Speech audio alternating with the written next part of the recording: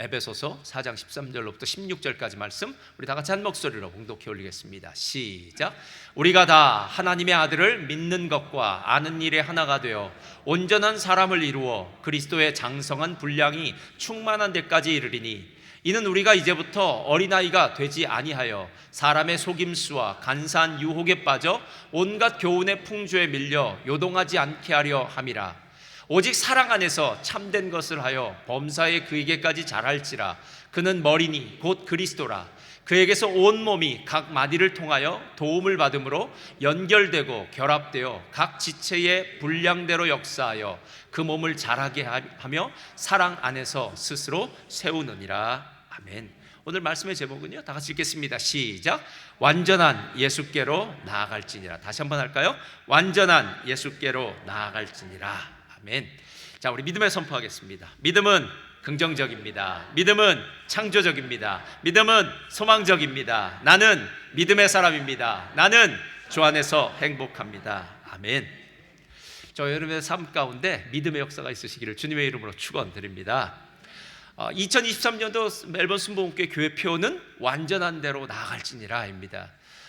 그런데 어느 분이 저한테 묻더라고요. 목사님, 완전한 대로 나아갈지니라는 건 알겠는데 뭐가 완전한 건지 어떻게 나아가야 되는 건지는 잘 모르겠습니다 라고 얘기를 해서요, 제가 이번 주와 다음 주는 그 완전한 대로 나아가는 것이 어떤 것인지에 대해서 조금 깊이 있게 다뤄야 되겠다라고 생각이 들었습니다. 저와 여러분 삶 가운데 이 자리에 머물러 있는 것이 아니라 더 성숙해지고 더 성장하고 더 깊은 대로, 더 완전한 대로 나아가는 저와 여러분의 신앙이 되시기를 주님의 이름으로 축원드립니다. 박영선 목사님은 신앙을 산행에 비유해서 말씀하시더라고요. 산행이라는 그 등산 있지 않습니까? 막상 산행을 하는 사람은 내가 지금 걸어가고 있는, 올라가고 있는 산이 어떤지는 잘 알지 못한다고 합니다. 그도 그럴 것이, 산이란 것이 그저 올라가다 보면은 이렇게 경사가 적고 뭐 나무가 있고 뭐 돌과 흙이 뭐 있는 것이지, 그 산행을 하면서 산행을 즐긴다는 것은 그렇게 쉽지 않다는 겁니다.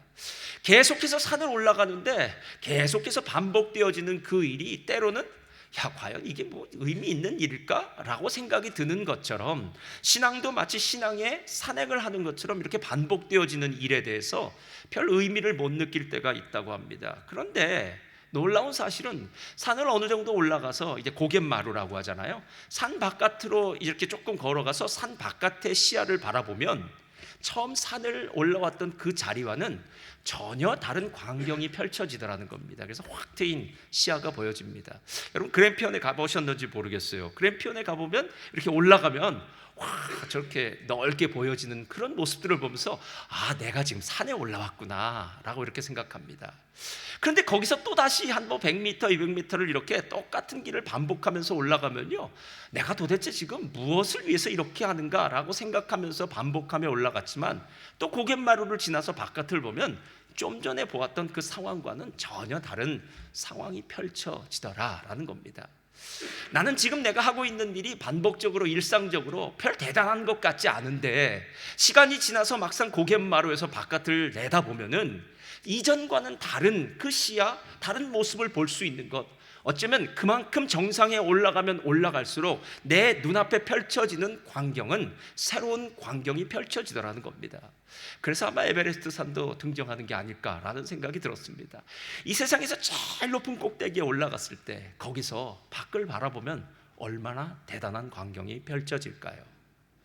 여러분, 만약에 신앙을 이렇게 일상을 반복하는 산행처럼 우리에 비유한다면 우리의 신앙도 매일매일 반복되어지는 일 같고요, 별로 대단하거나 별로 재미있거나 별로 뭐 그런 특별한 일들이 없는 것 같이 신앙생활을 하는 경우가 많습니다. 어떤 분들은 그렇게 5년, 10년, 20년, 30년들을 살아왔습니다. 그런데 놀라운 사실은 그렇게 10년, 20년, 30년 반복적인 일들을 하다 보니까 어느 사이에 내가 달라진 모습, 그리고 내 눈앞에 보여지는 시야가, 광경이 달라지는 그 모습을 발견하게 되더라는 겁니다. 75세에 하나님의 부르심을 받은 아브라함은 아들 한 명 낳기 위해서 25년을 참고 기다렸습니다. 여러분, 가끔 우리 성도님들 중에 자녀를 낳기 위해서 이렇게 애쓰시는 분들이 있는데요, 아브라함은 25년을 기다려서 100세의 아들을 낳을 정도로 어쩌면 반복되는 지리한 일상을 지켜가다가 그는 결국 하나님의 약속을 받은 사람이 되었습니다. 요셉도 마찬가지입니다. 13년이라는 그 긴 세월을 노예 생활을 하고요, 죄수 생활을 하면서 앞이 보이지 않는 캄캄한 하루하루의 삶을 살았던 사람. 그러나 어느 날 하나님이 그를 총리의 자리로 높여주시니까 그의 인생에는 새로운 일들이 펼쳐졌다는 겁니다. 저는 성경에서 다니엘 참 좋아하는데요, 다니엘은 어렸을 때부터 포로 생활을 했던 사람 아닙니까? 그리고 그 바벨론이라는, 페르시아라는 그 정치 무대에 얼마나 많은 정적들이 있었을 겁니까? 그런데 그 모든 정치 세계 가운데서 끝까지 완주할 수 있었던 것, 하나님의 영광을 드러낼 수 있었던 것, 그것은 그가 바로 하루하루 일상적이고 평범한 반복적인 인생 가운데서 하나님을 믿는 일에 포기하지 않았기 때문이다라는 겁니다.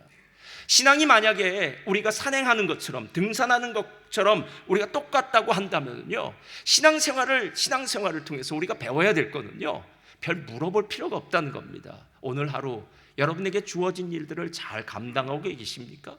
주일이 되면은요, 교회를 나오는 것이고요, 월요일이 되면은요, 회사와 직장을 가는 것이고요, 삶에 여러분에게 주어지는 그 일상의 반복적인 일들을 얼마나 여러분들이 충성스럽게 신실하게 하느냐에 따라서 시간이 흐르고 난 다음에 여러분의 인생은 달라질 수 있다라는 겁니다.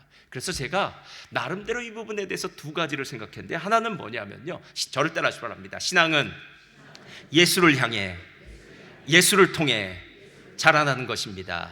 다시 한번 할까요? 신앙은 예수를 향해, 예수를 통해 자라나는 것입니다. 예수를 향해 라는 것은 예수가 목적지고요, 예수를 통해 라는 것은 예수의 힘의 능력을 덧입어서 가는 것. 어쩌면 너무나도 쉬운 것 같은 이 쉬운 것이 우리들에게 어렵게 느껴지고 자꾸 잊어버리기 때문에 다시 한번 오늘 이 말씀을 통해서 반복해야 되지 않을까라는 생각이 들었습니다. 첫째로 다 같이 한번 읽겠습니다. 시작.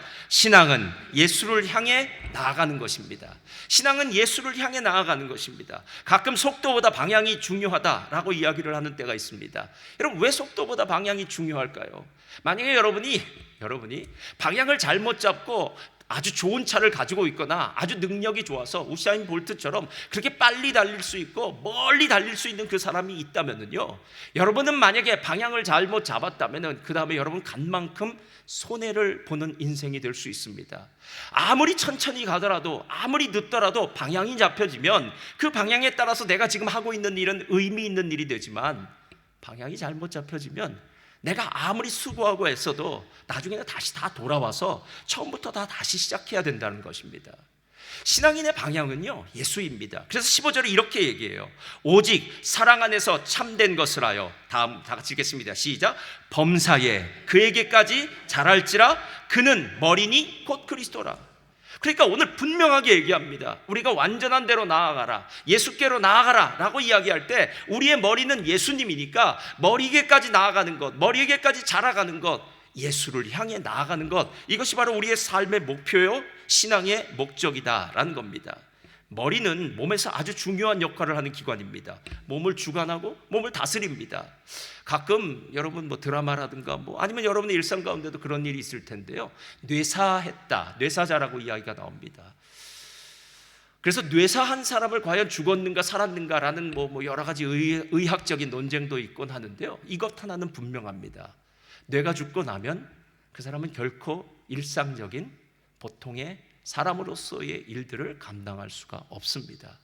숨은 쉬고 있다고 이야기하고요, 심장은 뛰고 있다고 말하지만 그 사람은 더 이상 사람으로서의 역할과 사명과 일들을 감당할 수 없습니다. 머리는 그만큼 중요합니다. 그래서 누군가 그렇게 얘기하더라고요.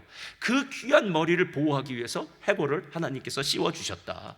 그래서 정말 그 딱딱한 해골 안에 있는 뇌, 이 머리야말로 온몸을 주관하는 기관이고 한 사람의 존재의 시작이고 그 사람을 결정하는 권세를 가진 기관이니까 너희들이 지금 매번 생각할 때마다 머리까지, 예수까지, 끝까지 자라나야 된다라는 생각을 가져야 된다는 겁니다. 그런데 이 부분을 하나님께서 우리들에게 이해하기 쉽도록 13절에 이렇게 얘기하고 있어요. 다 같이 한번 읽겠습니다. 시작.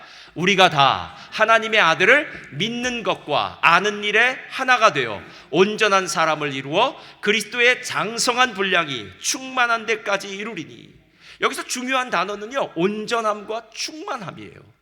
그러니까 머리가 갖고 있는 가장 큰 특성은 무엇이냐면 온전하다는 것이고요, 충만하다는 거예요.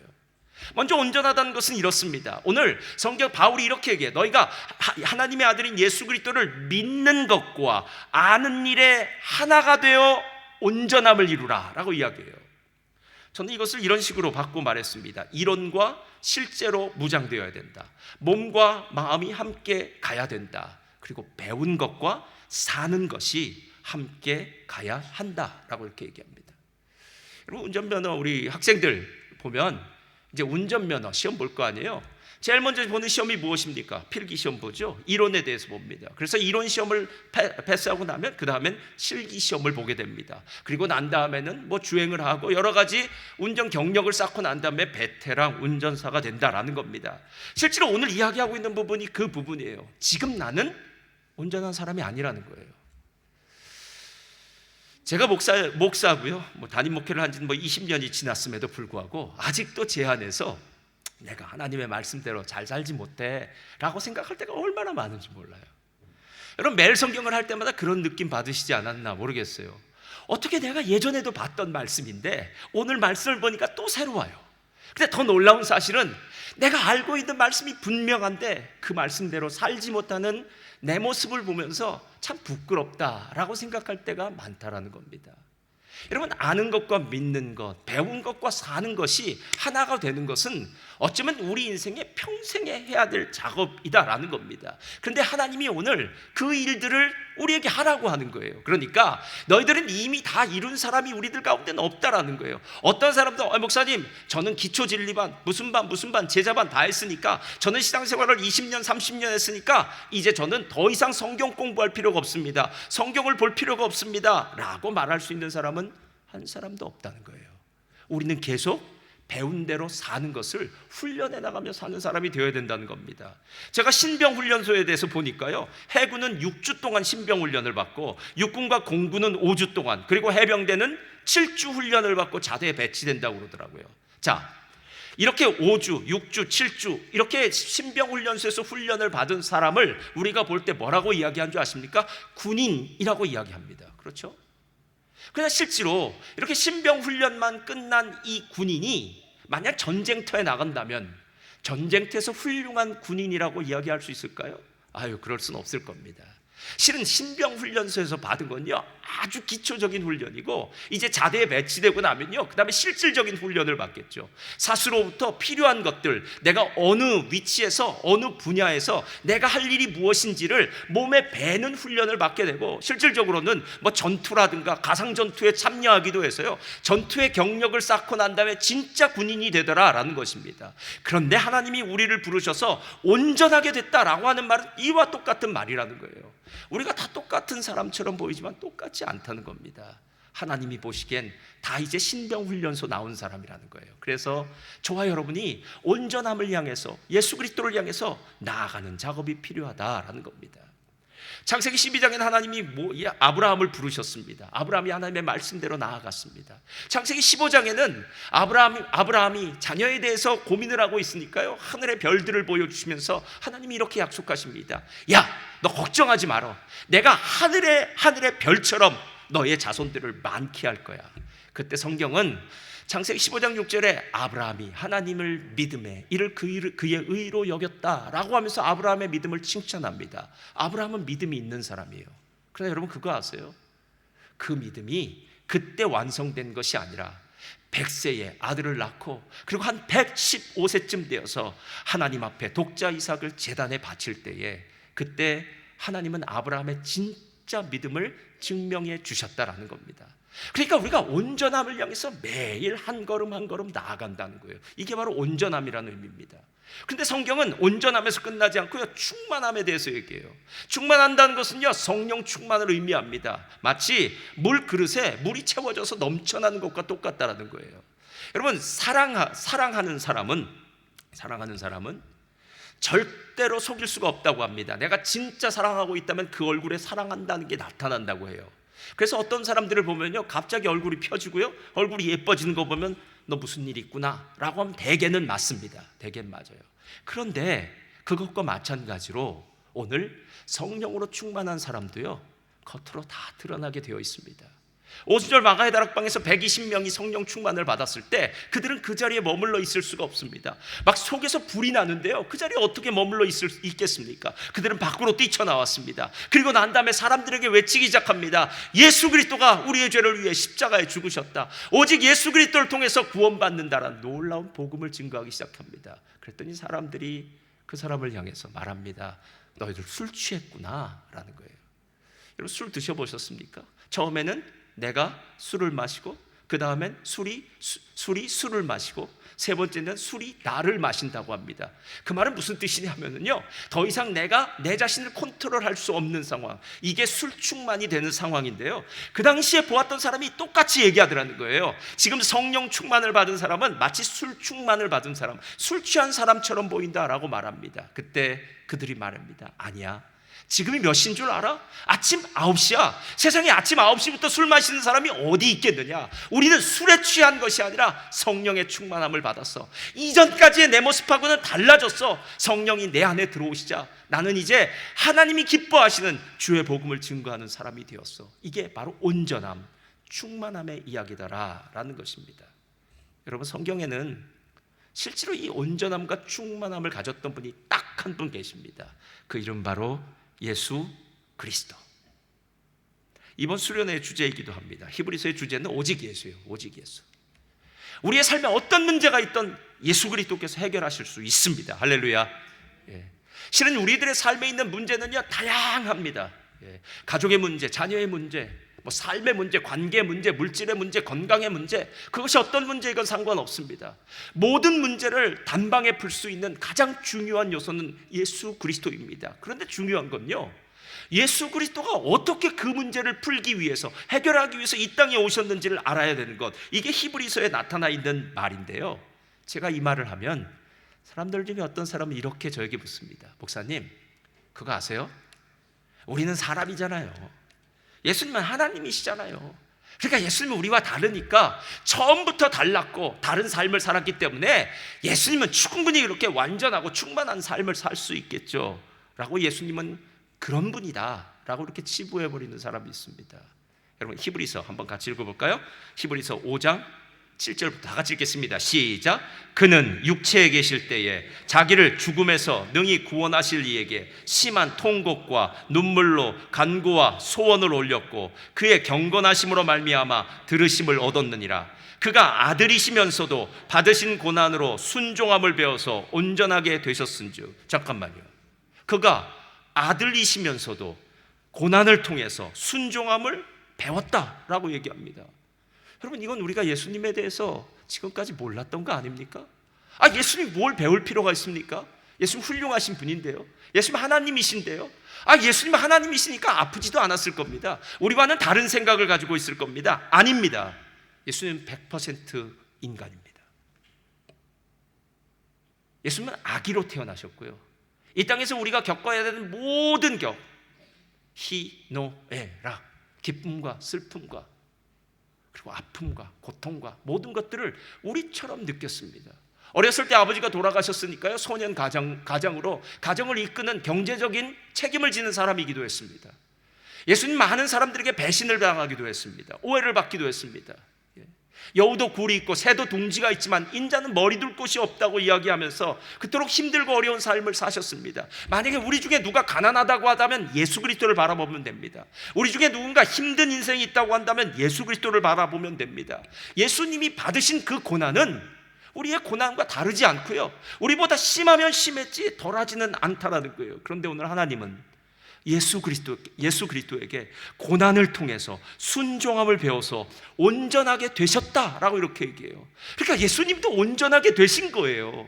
하루아침에 온전하신 분이 온전한 삶을 살다 간 것이 아니라 우리와 똑같은 발걸음으로 산행을 하는 것처럼 산의 정상을 향해서 신앙의 여정을 걸어갔고, 그리고 마지막 십자가에서 모든 것을 이루신 분이 되었다라는 겁니다. 그런데 그 예수님이 우리에게 어떤 분이 되셨냐면 자기에게 순종하는 모든 자에게 영원한 구원의 근원이 되셨다.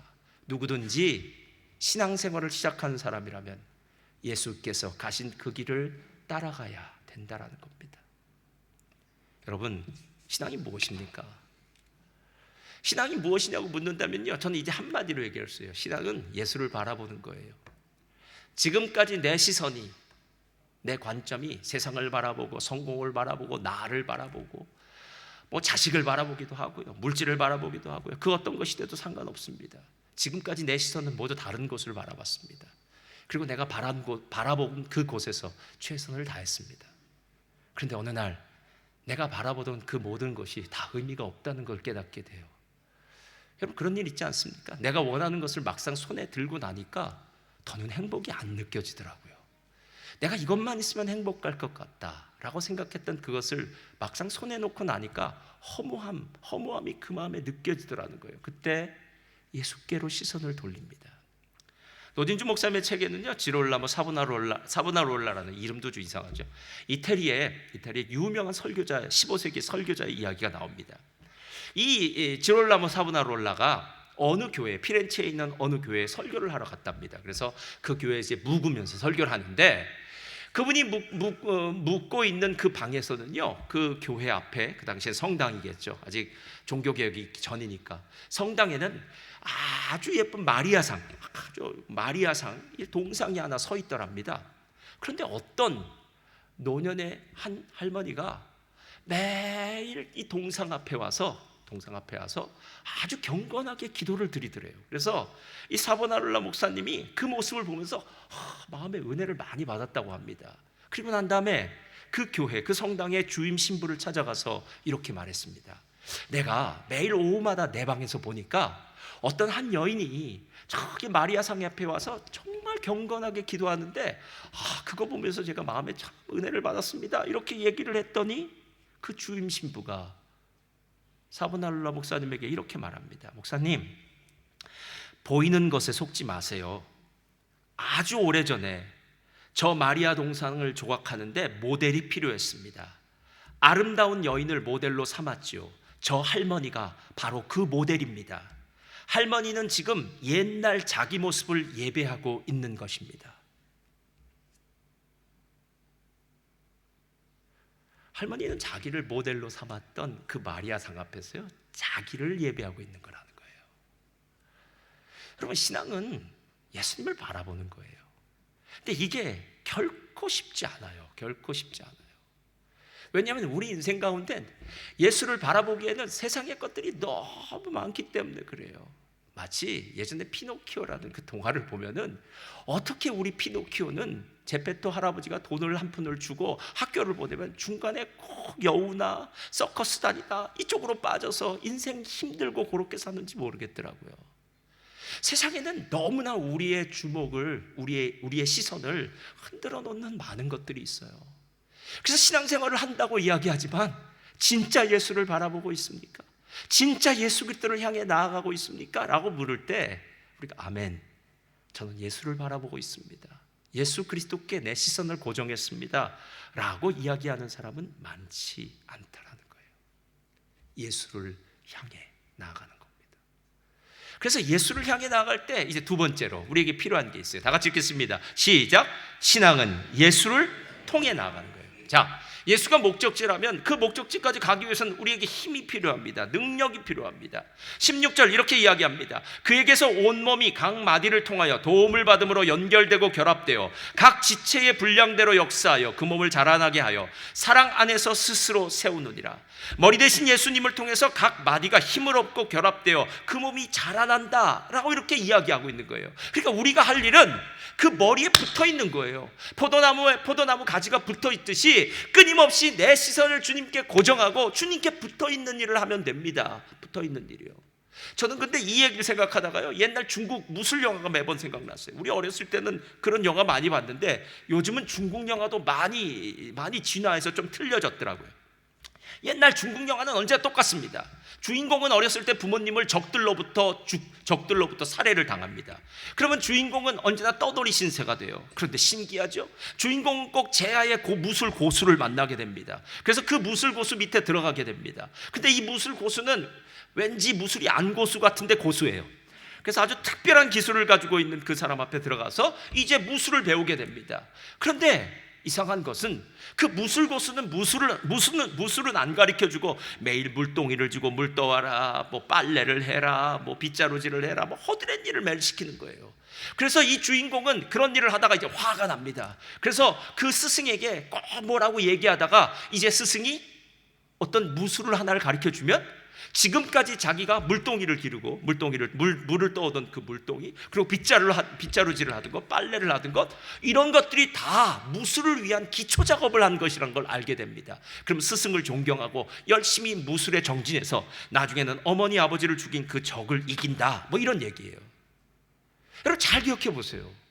지금 훌륭한 스승 밑에 있기만 하면 됩니다. 질문할 필요 없습니다.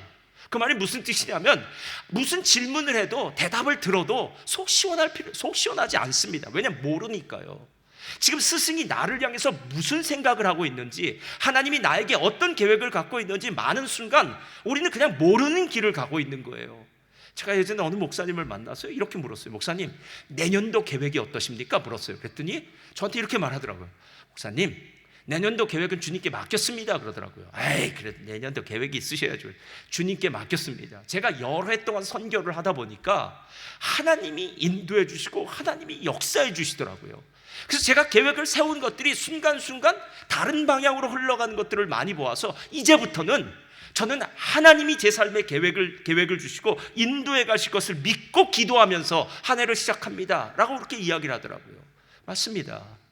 여러분, 실제로 우리가 어떤 표를 잡고 계획을 잡는다고 하지만요, 진짜 우리의 삶을 인도하시는 분은 하나님 아니십니까?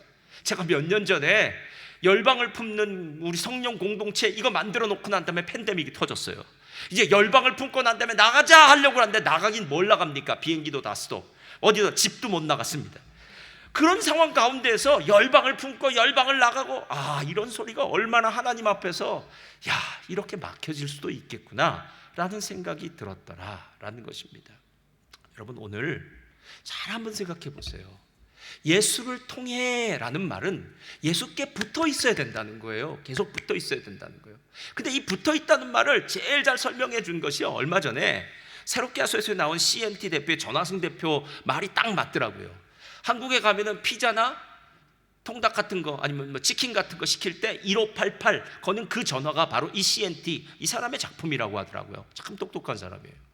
이 사람이 대학교 시절, 카이스트 대학교 시절에 창업을 했습니다. 창업을 해서 회사를 하나 차렸다 그러더라고요. 그래서 회사가 참 잘 됐대요.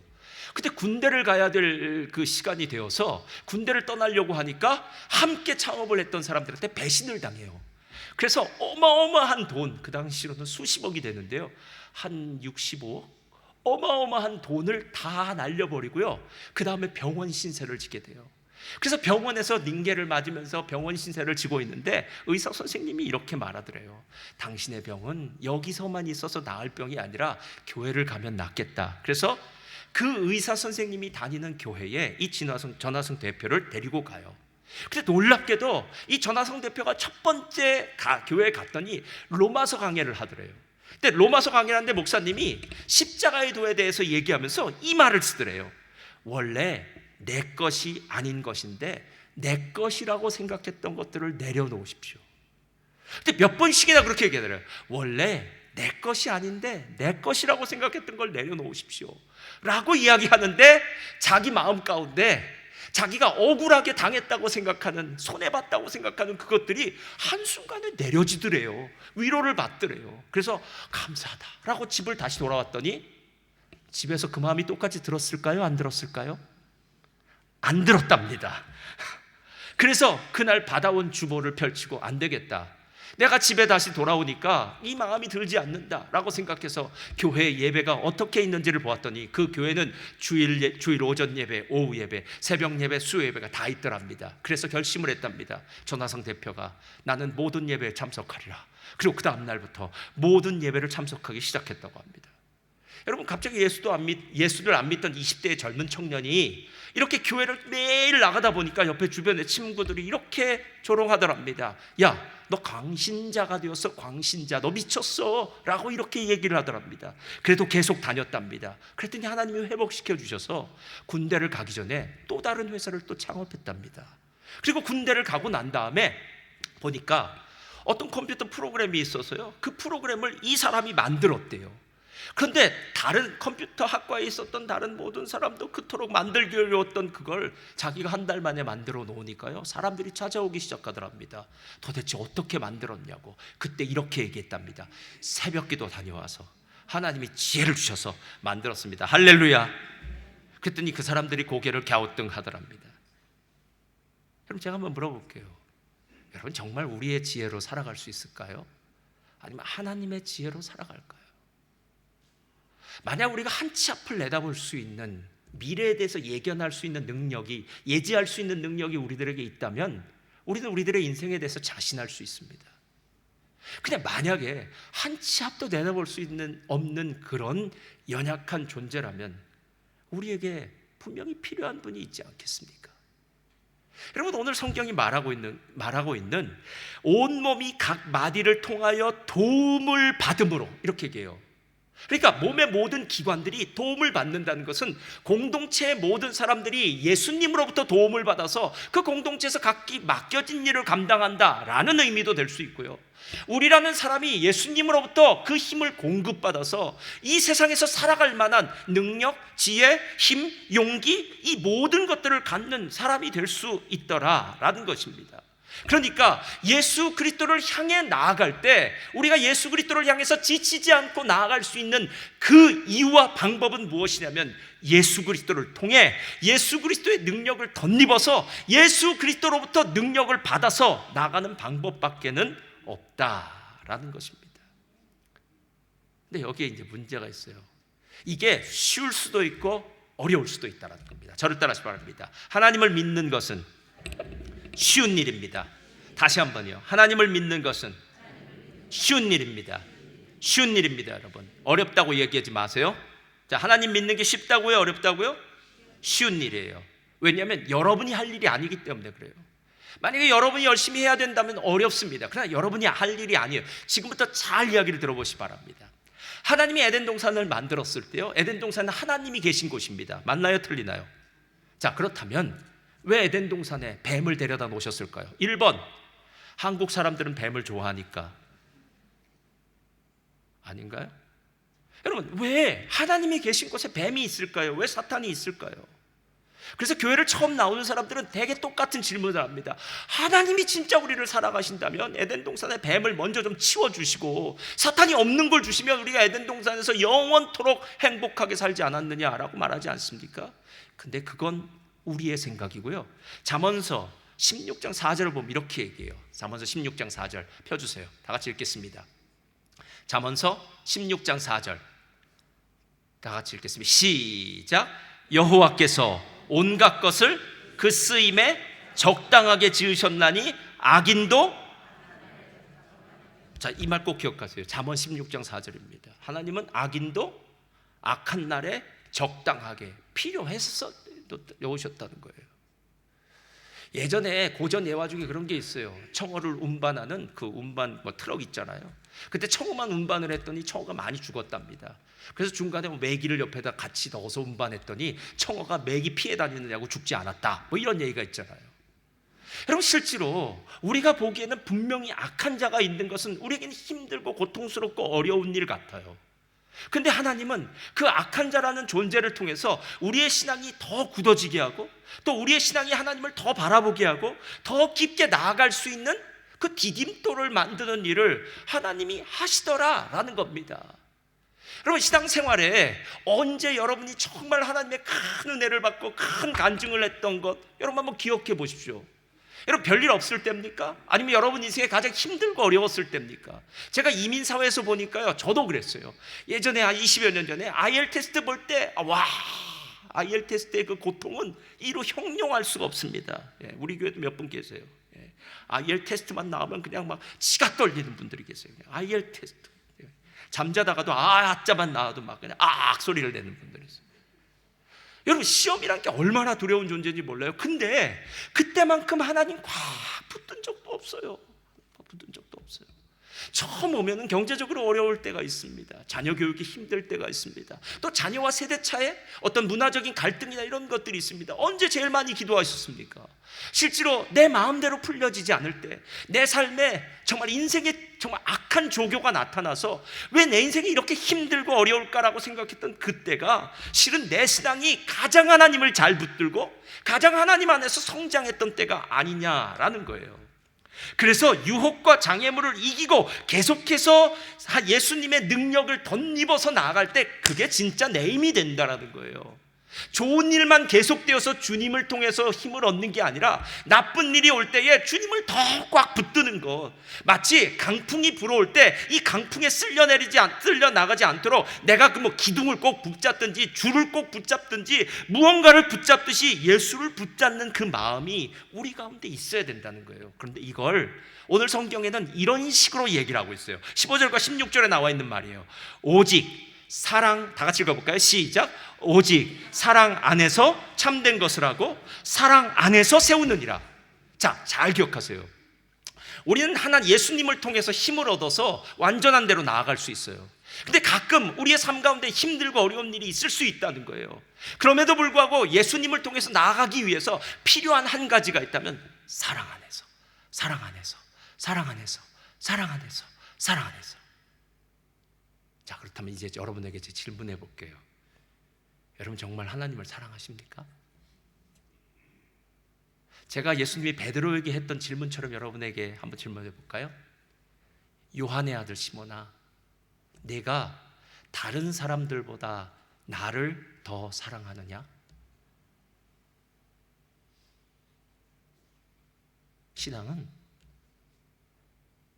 베드로가 모든 실패 뒤에 갈릴리 바닷가에서 예수님을 만나고 난 다음에 들었던 그 세 마디, 바요나 시몬아, 내가 이 사람들보다 나를 더 사랑하느냐? 그것도 한 번이 아니라 세 번씩 반복해서 들려진 그 말에 아멘 이라는 대답을 하면 그 사람이 예수를 통해서 능력과 지혜를 받아 끝까지 완주할 수 있는 사람이 된다라는 겁니다.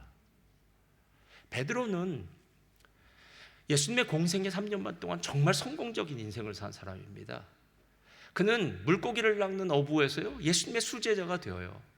세상에 베드로만큼 큰 축복을 받은 사람도 없습니다. 왜냐하면 베드로는 이름이 바뀌어져요. 시몬이라는 갈대에서 피터, 베드로는 페트로스, 반석이에요.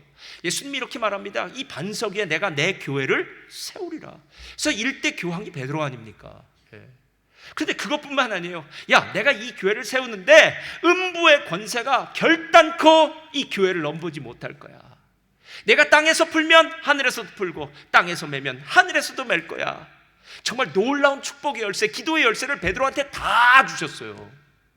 여러분, 베드로는 예수님처럼 갈릴리 바다 위를 걸었던 사람입니다. 세상에 바다 위를 걸은 사람이 세상에 어디 있습니까? 베드로는 걸었습니다. 베드로는 그만큼 능력 있는 사람이었고 위대한 사람이었습니다. 그러나 베드로는 실패했습니다. 예수님을 바라보는, 예수님을 향한 시선이 다른 것을 바라봤습니다. 야, 예수님이 왕이 되면 나는 얼마나 높은 자리로 갈까? 나는 국무총리 자리? 나는 예수님의 오른팔, 왼팔? 야, 나는 그래도 예수님이 이렇게 따라다녔으니까 예수님이 한 자리 줄 것 같아 라는 인간적인 욕심으로 인간적인 성공이라는 것을 바라봤을 때 예수님을 놓치게 돼요.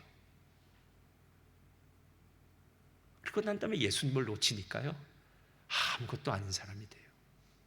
그러나 예수님이 갈릴리 바닷가에서 말했던 바요나 시몬아, 내가 나를 이 사람들보다 더 사랑하느냐는 그 말씀 세 마디 듣고 난 다음에 그는 한순간도 예수님을 향한 자기의 시선을 다른 곳으로 바꾸지 않았습니다.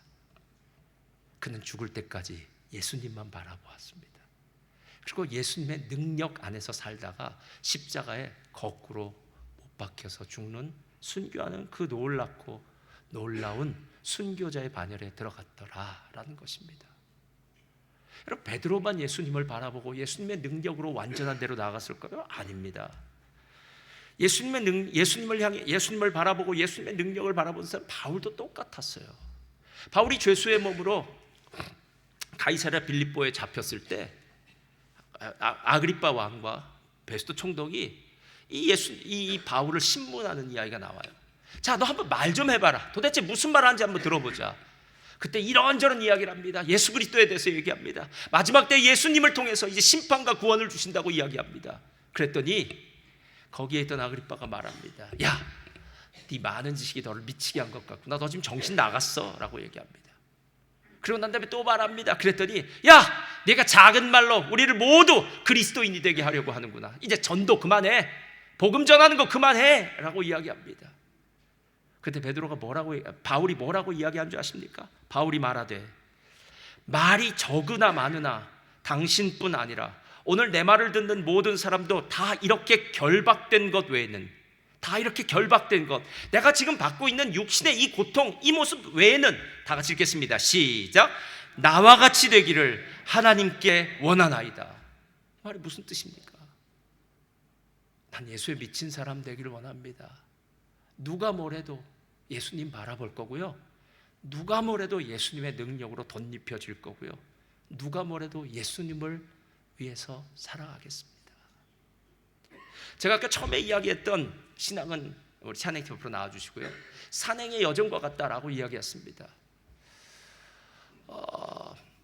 수능이라든가 저희 있을 때는 학력고사 같은 거니까요, 수능이나 이런 곳에서 뭐 만점을 맞은 친구들 이야기를 듣다 보면은 꼭 조금 재수없는 이야기들을 할 때가 있어요. 학교 공부에 충실하게 열심히 최선을 다해서 다 했다고. 왜 우리는 다 했는데 100점이 안 되는데 그 친구들은 100점을 맞았는지 몰라요. 근데 한 가지는 분명하더라고요. 매일 반복적이고 일상적인 일에 실패하고 완전한 대로 나간 사람은 없더라고요. 여러분, 혹시 어제의 실패가 계속된 실패로 이어지고 있다면요, 이제 끊으시기를 바랍니다. 오늘 바울이 말하는 것 중에 우리가 읽진 않았지만요, 14절에 하는 말 중에 어린아이처럼 괴율과 괴 사이에 넘어가서 계속해서 멈춰있는 그 자리, 미성숙한 그 자리에 남아있지 말라고 얘기를 해요. 이제 우리에게 앞으로 나가야 되지 않겠습니까? 몇 년을 더 신앙생활을 해야 여러분 완전한 대로 더 나아가시겠습니까? 언제까지 그 자리에 계속해서 빙글빙글 돌고 계시겠습니까? 사막을 가면은요, 이정표를 모르는 사람들은요, 꼭 자기 딴에는 열심히 갔다고 하는데 나중에는 빙글빙글 돌다가 결국은 목이 말라서 죽게 됐다 그러더라고요. 예수님이라는 목적지, 예수님을 향해서, 그리고 예수님의 능력을 통해서 살아갈 때 우리가 더 깊은 곳으로, 더 완전한 곳으로 나갈 줄 믿습니다. 누군가 여러분에게 묻는다면요, 여러분의 인생 가운데 예수님을 향해, 예수님을 통해 그 길에 승리자가 되시기를 주님의 이름으로 축원드립니다.